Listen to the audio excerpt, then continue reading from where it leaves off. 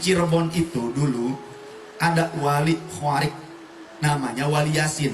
Bukan nama aslinya Yasin, tapi dia pengamal Yasin sampai jadi wali.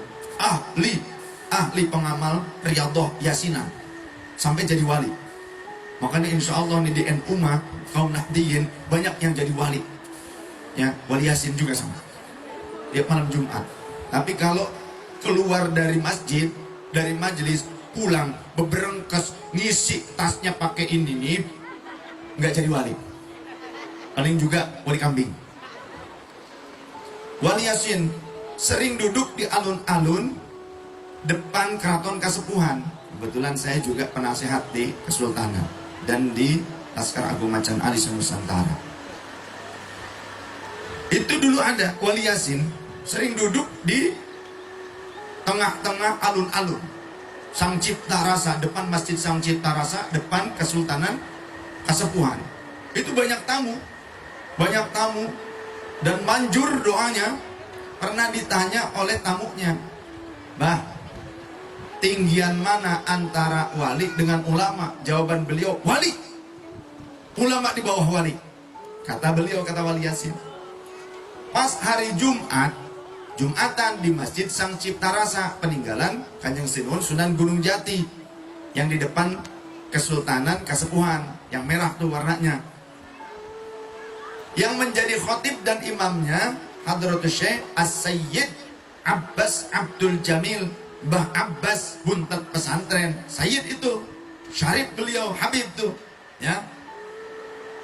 Cuma kalau di NU ini mereka tidak mengedepankan kesayyidannya. Di NU ini kebanyakan mengedepankan kealimannya, kekiaiannya. Jadi hati-hati dengan kiai-kiai NU.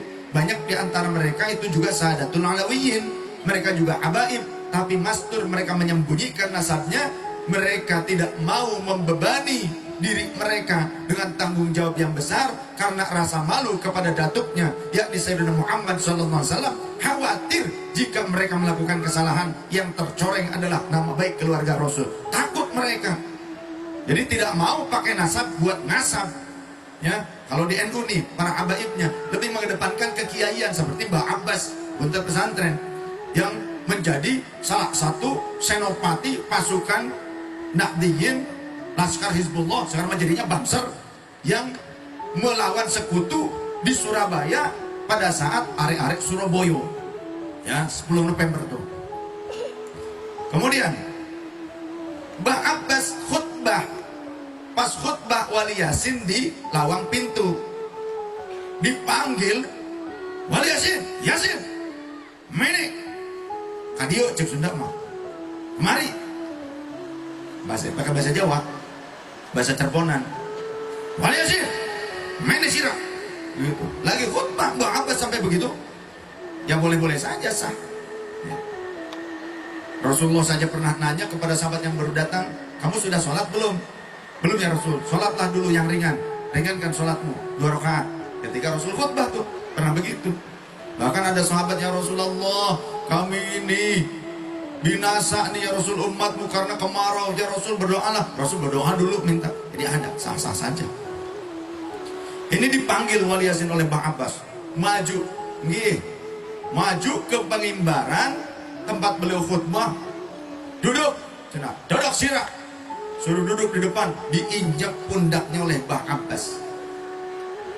"Ulama di atas wali," kata Mbah Abbas Buntet Pesantren. Karena kalau mencapai derajat kewalian gak perlu alim, bisa. Asal senang ibadah, yang wajib dijaga, yang sunnahnya diperbanyak, hindarkan diri dari kemaksiatan, maka kata Allah, "Aku akan menjadikan dia sebagai kekasihku. Hatta idza ahbabtuhu," sehingga kalau aku sudah menjadikannya sebagai kekasih, kuntu sam'ahul ladzi yasma'u bi, aku akan menjadi pendengarannya, dia mampu mendengar sesuatu yang tidak bisa dengar oleh telinga pada umumnya. Wa basarahul ladzi yubsiru bi, dan aku akan menjadi pandangan matanya di mana dia mampu memandang sesuatu yang tidak kasat mata. Wa yadahul ladzi yamtishu biha, dan aku akan menjadi lengannya di mana dia melakukan sesuatu tidak seperti lengan pada umumnya. Wa rijlahul lati yamshi biha, dan aku akan menjadi langkah kakinya di mana dia bisa melangkah tidak seperti langkah kaki pada umumnya. Wa idza sa'alani la u'tiyannahu wa idza sta'adani la u'idannahu. Itu wali. Cukup dengan apa? Kalimat awalnya, la ya mimma taradtu fi. Tidaklah hambaku mendekatkan diri kepadaku yang tak henti-hentinya mendekatkan diri kepadaku, yang lebih aku cintai dari pendekatannya itu tidak ada yang lebih aku cintai ketimbang apa yang telah aku fardukan kepadanya. Wa ma yazalu 'abdi yataqarrabu ilayya bin nawafil.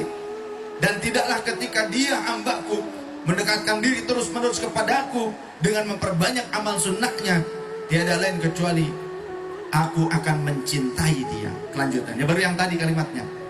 Kalimat awal lebih-lebih lagi, lebih-lebih menakutkan, mengerikan apa? Man adali waliya faqad adantuhu bil harbi. Siapa yang menyakiti waliku, maka aku kobarkan peperangan.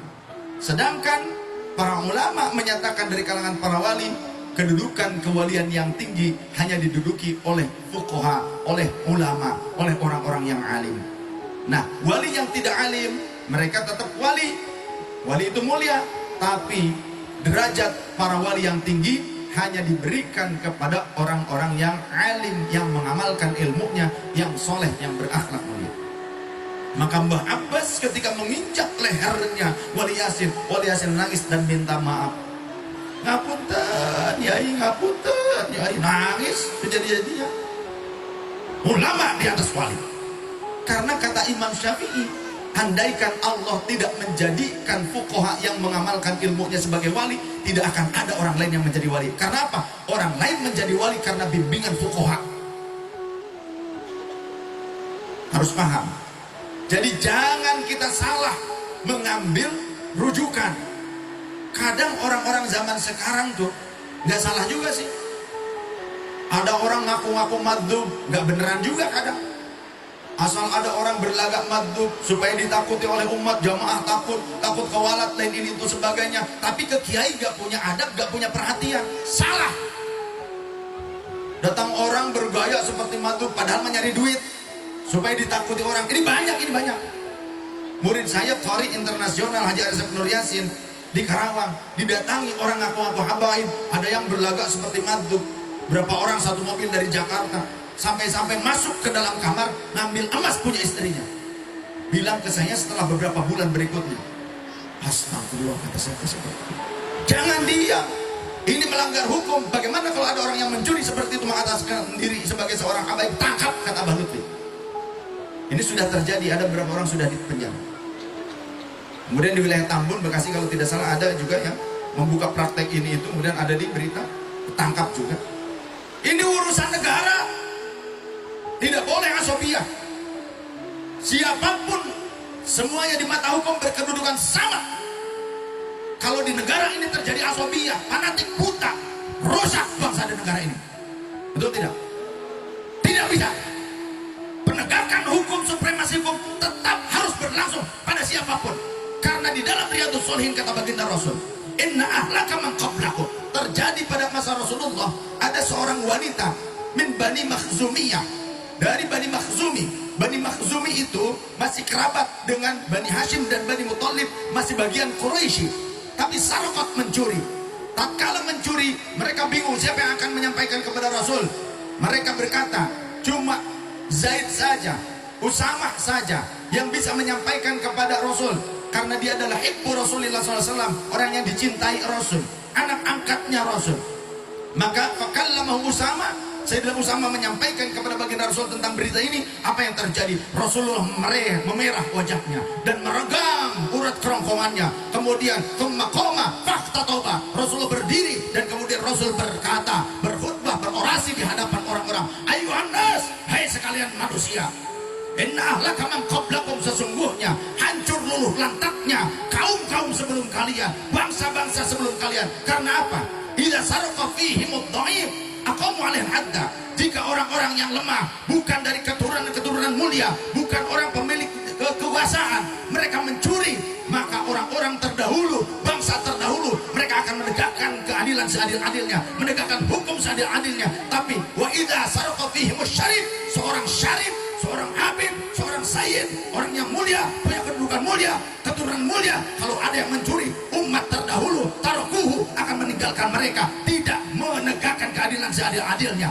Maka wa'aibullah, demi wallah idza kanat Fatimah bintu Sayyidina Muhammadin sallallahu alaihi wasallam sarqat, demi Allah andaikan putriku sendiri Fatimah bintu Muhammad yang mencuri, laqata'tu yadaha, maka pasti aku yang akan memotong tangannya dengan tanganku. Inilah keadilan yang diajarkan oleh Rasulullah SAW. Tapi wallahi Sayyidah Fatimah wanita suci, pemimpin wanita-wanita ahli surga, tapi ini ketetapan baginda Rasul tentang supremasi hukum. Sallallahu alaihi Nabi Muhammad. Lihat, hada hadithun sahihun. Ini haditsnya sahih. Lihat, gak perlu di kitab-kitab hadits yang panjang-panjang lebar. Riyadhus Shalihin, baca yang benar. Maka tidak boleh terjadi diskriminatif di negeri ini. Siapapun dia, keturunan manapun dia, melanggar hukum, aturannya jelas. Tapi siapapun yang berhak untuk dibela, walaupun kaum marginal, bela dia. Sallallahu alaihi Nabi Muhammad. Jadi membela agama bukan membela sekelompok orang, membela agama, tegakkan keadilan agama di antara kalian. Sallallahu alaihi Nabi Muhammad. Jangan mau ya dijadikan kadal oleh orang-orang yang ternyata mereka tidak mau menghormati orang lain, tapi hanya maunya dihormati oleh orang lain. Jika kau ingin menjadi tinggi, jangan kau merendahkan orang lain. Mulialah engkau tanpa harus menghinakan orang lain. Jadilah besar tanpa mengecilkan orang lain. Seperti itu cara hidup. Siapa yang menebar manfaat dan cinta, wajib baginya mendapatkan cinta dan manfaat dari yang lain. Khairun nas anfa'uhum linnas. Sebaik-baik manusia adalah yang bermanfaat bagi sesama. Tentu orang-orang alim seperti beliau, para fuqaha, para yai semuanya, dan kita yang ikut serta untuk keberlangsungan tempat mencetak para fuqaha, insya Allah akan dipandang dengan pandangan rahmatnya Allah dan dirindukan oleh baginda Rasul sallallahu alaihi wasallam.